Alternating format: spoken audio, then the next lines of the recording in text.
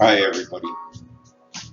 I've been working with computers since 1985, and I'm going to show you everything that I've learned since then.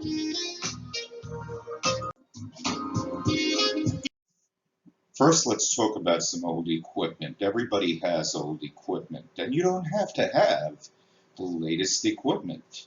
You could just, here for example is a scanner that I purchased.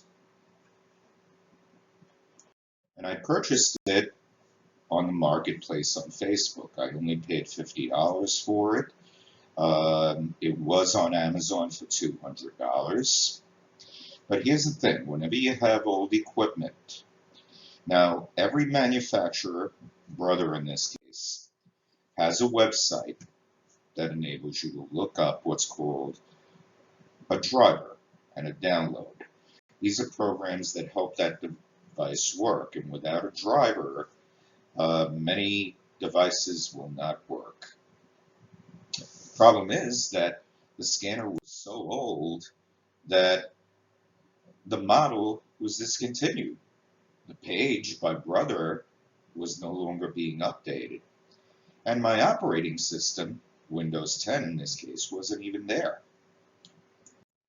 So the bottom line to remember is that don't ever get rid of the CD that goes with the device. I was able to use the device because I had the CD, it was included in the box. I even had to buy a portable CD reader. So I went to Best Buy and I paid $25 and I got it. Put the CD in an envelope, and if you can, tape it onto the device.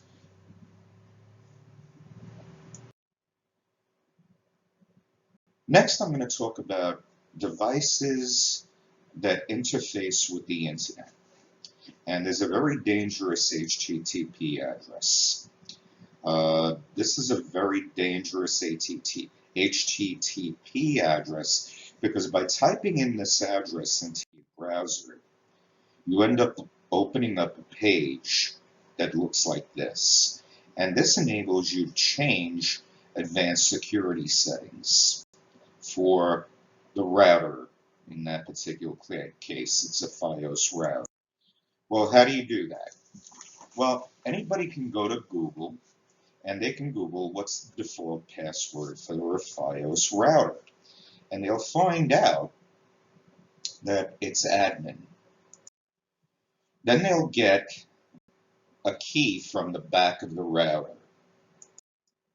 So what that means is that given that knowledge, the username is admin, the password is whatever that key was that they looked at the back of the router. So the bottom line is that anything that has an internet connection should have the passwords changed. There's a reason why people don't change their passwords that often. That's because some programs and sites make it so difficult for you to do so. They put so many rules on that people get lazy about changing passwords. You know, for example, here at school, you have to change your password every 90 days or so. The other thing that you should look at is look at whether or not different apps on your devices need to have access to certain things. So here, for example, you installed an app called Volume Butler that makes and manages phone calls. Now, it needs to have access to your phone calls, and you would probably allow that. But Dunkin' Donuts does not need to have access to all these different things. They don't need to have access to your contacts, for instance. They don't need to have access to your telephone. So the best application, the best app, is the one that requires the least amount of special permission.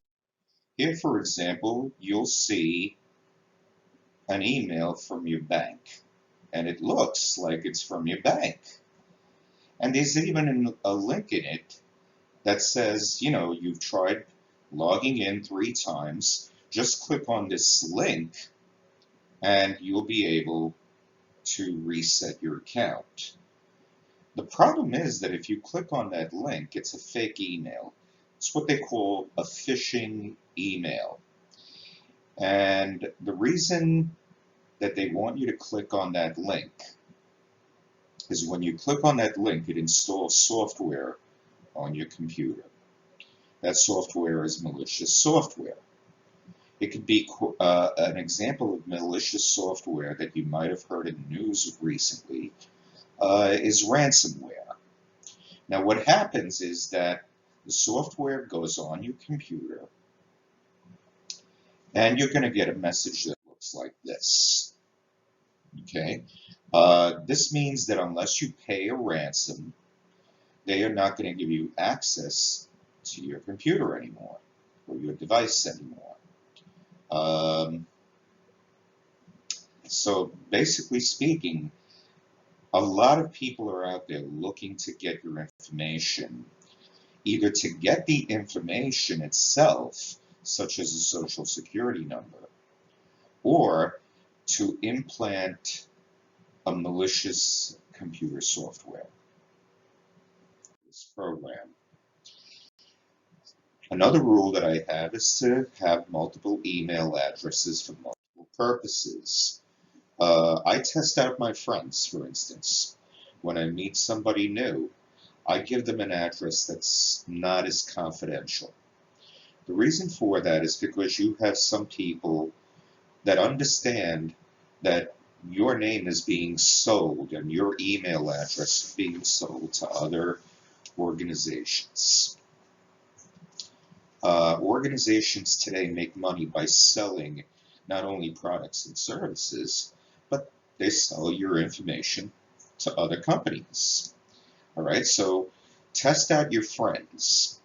Give them a non-confidential email address, one that you give to your advertisers, for instance.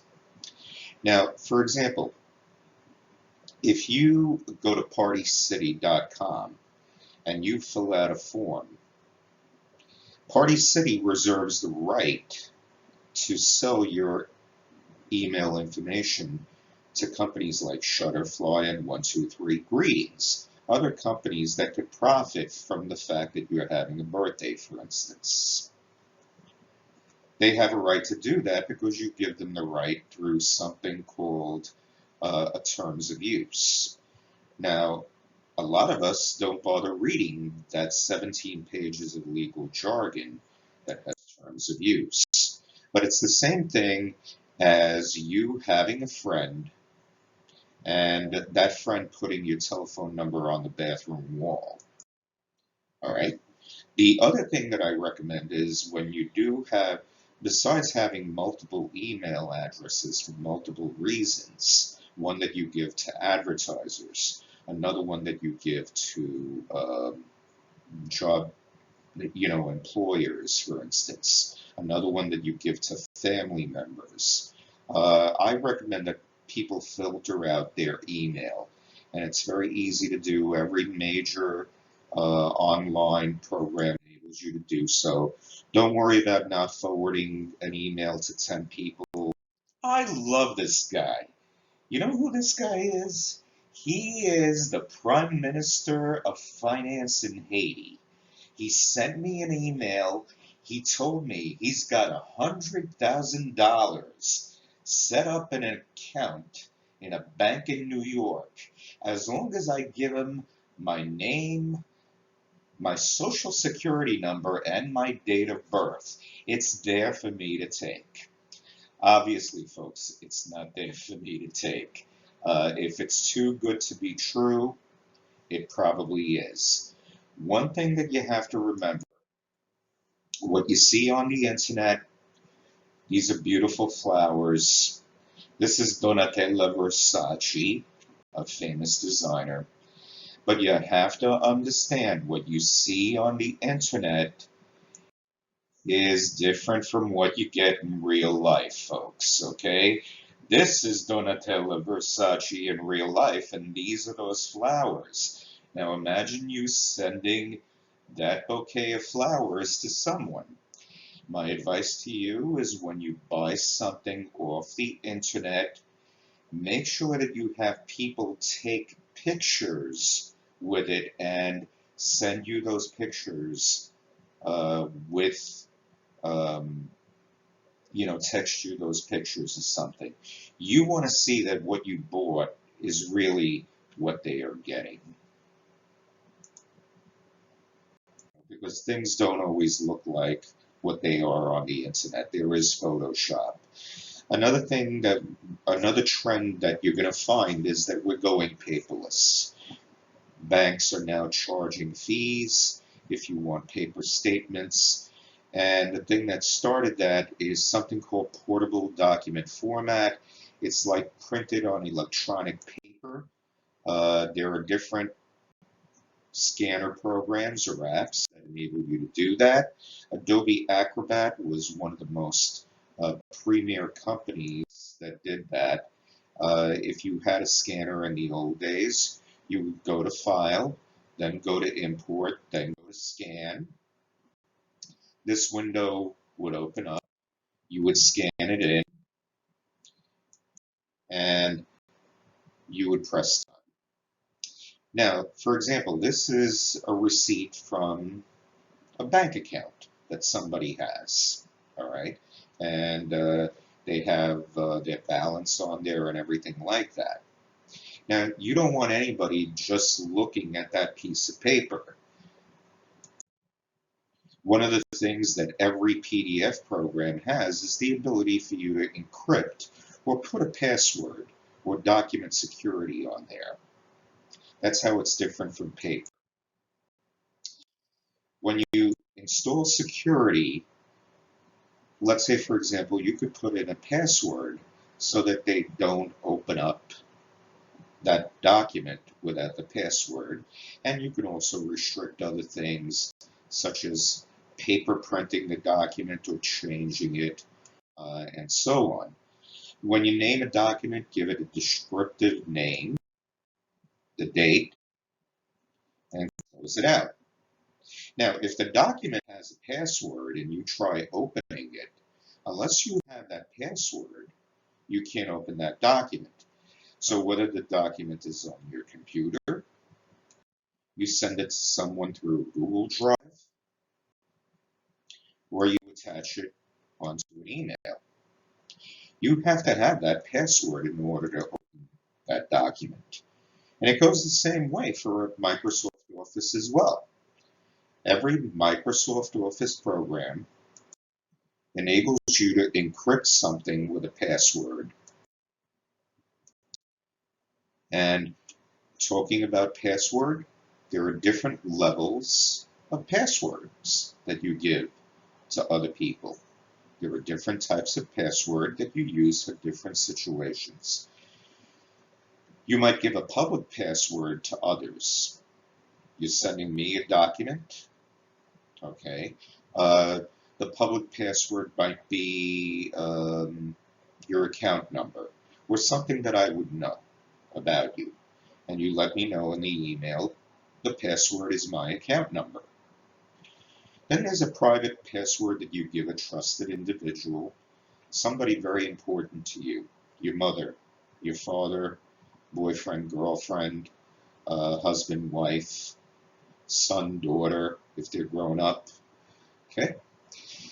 The reason you should give that password to that person is if anything ever happens to you and they need to get into your digital assets, they know what that password is. And last but not least, have a password protected password sheet. Now, a lot of the browsers today, Chrome for example, enable you to save those passwords. And there's a directory of passwords. Then there's two-step verification. This enables you to type in a code. They usually text it to you. your telephone number has been verified, and unless you type in that code, the document won't open up, or you can't get into the website. So PDF is final. Anything written with an app like Microsoft Office can be changed. If you do have paper, shred it. Once a year, different organizations sponsor shredding events. You take it over in a box, you throw it in the truck, it gets shredded right in front of your eyes sometimes, and it gets taken care of. Another thing that I found very useful, set withdrawal alerts on your bank account, even if it's over $1. The most important transcript of your life is not the one that you're going to get from the college or the school. It's the one you're going to get from one of these 3 credit bureaus. These 3 credit bureaus keep track of how well and how reliably you pay your bills. Once a year, you can go to a place that is sponsored by the United States government. It's called annualcreditreport.com. You go there, they'll ask you a bunch of questions to make sure that it's really you. And what this website enables you to do is to check out your credit reports, not get your credit score, but to check out your 3 credit reports once a year for free. Learn how to read a credit report. Okay, so here, for example, it's very easy to read. Okay, the green boxes mean that you paid on time. The red means that you were late. Black boxes probably mean that they don't have enough information. Now you understand if there's a mistake on that credit report for that particular creditor, you're going to find that your credit is going to be adversely affected, which means that you can't get credit. I recommend that you stagger your credit report requests. You go to the credit report website, sponsored by the federal government. You can Google that to find the latest one. And you ask for the Experian report in January, the TransUnion report, for example, in May, and the Equifax report in September. The reason you should stagger them is because if something goes wrong in February, for example, you may not see it until May. But you don't want to wait for a whole year to go by in order for you to see that mistake. So you want to check your credit every couple of months.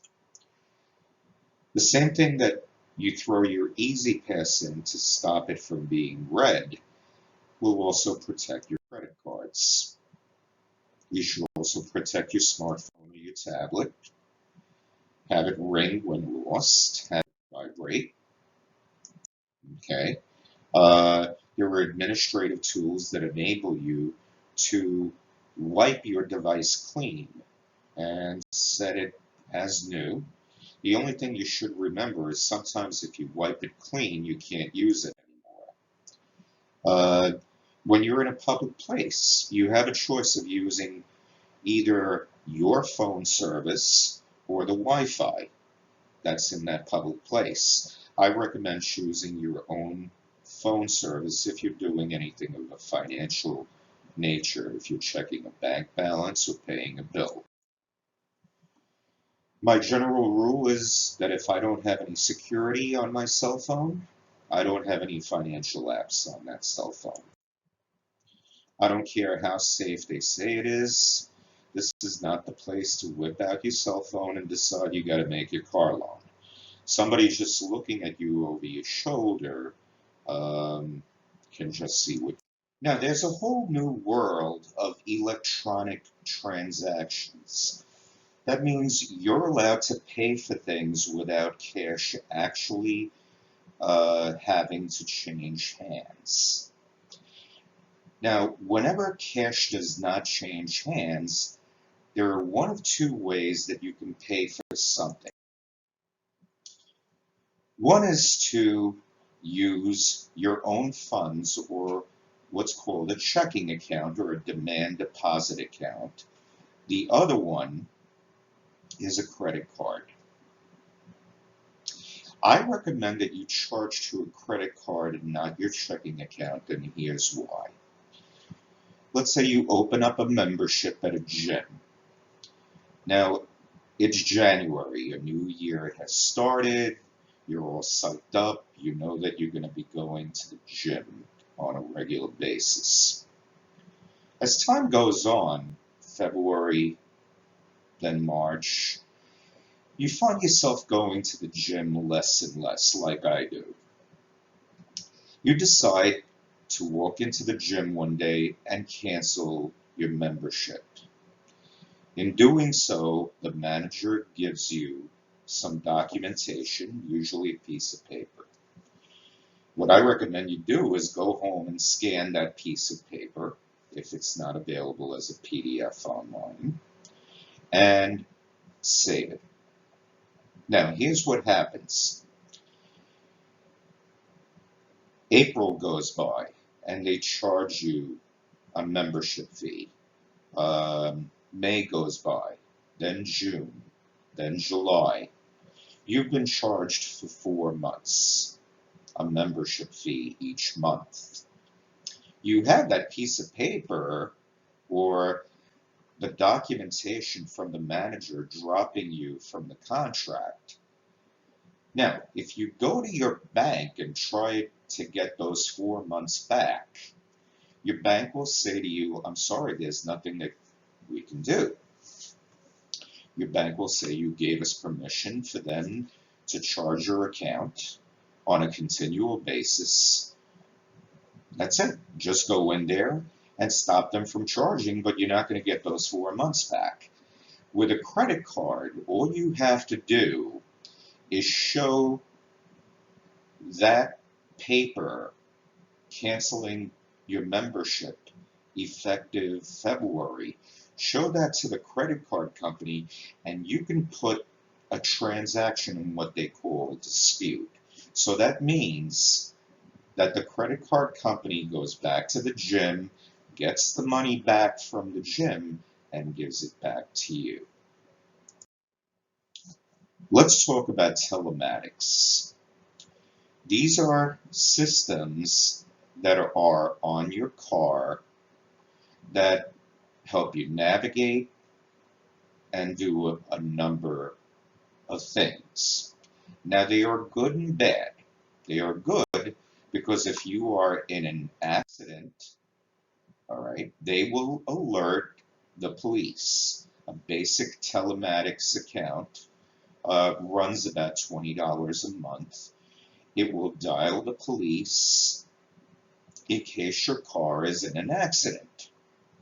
However, if your car looks like this, it's not going to help you much, because once the battery is dead, the telematics system stops working. God forbid you ever end up like this.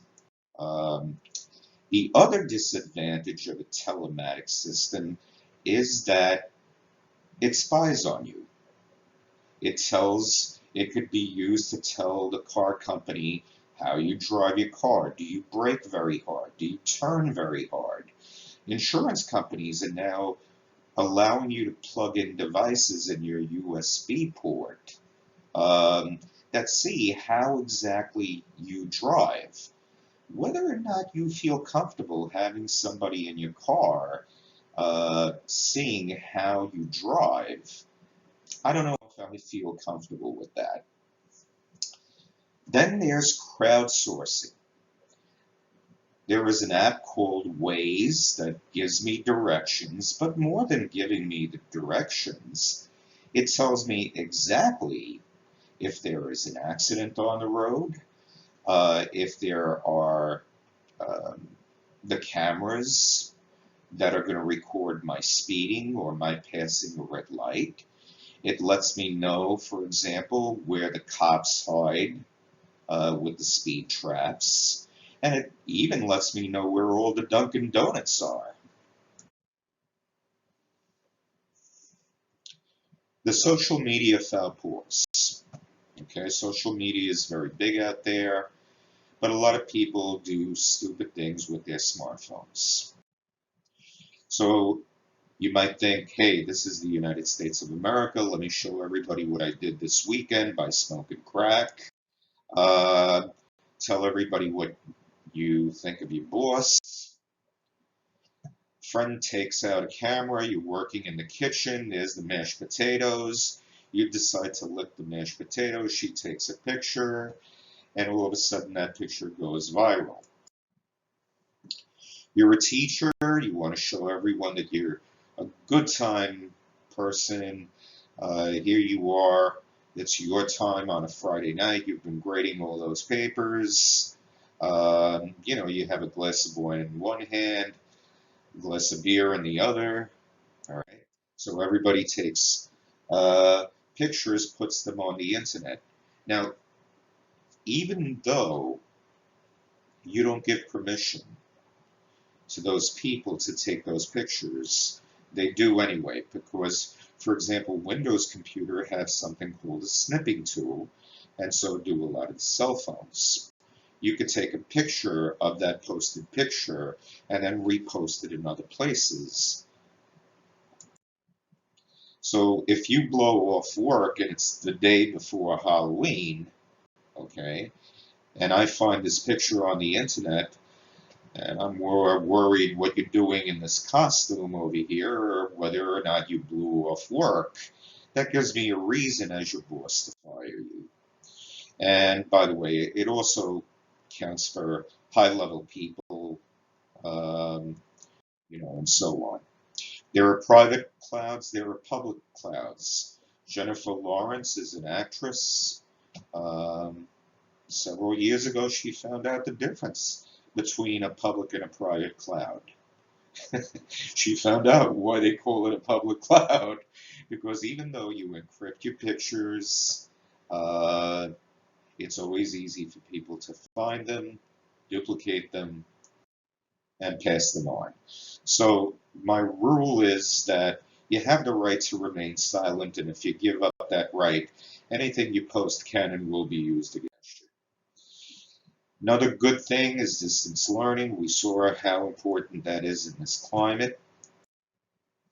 Usually it comes in, an invitation comes in through an email. You click on a link for that email. It installs an applet if you don't have one on your computer. It may ask you to sign in before the meeting. And it also gives you the ability to phone in.